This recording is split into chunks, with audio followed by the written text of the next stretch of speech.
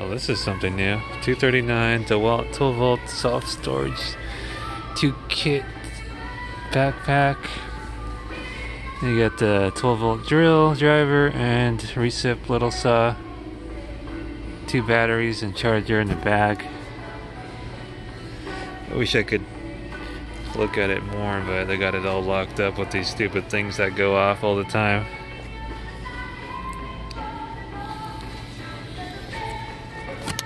Yeah, I can't really see much. It's all locked up there with the straps and the alarm.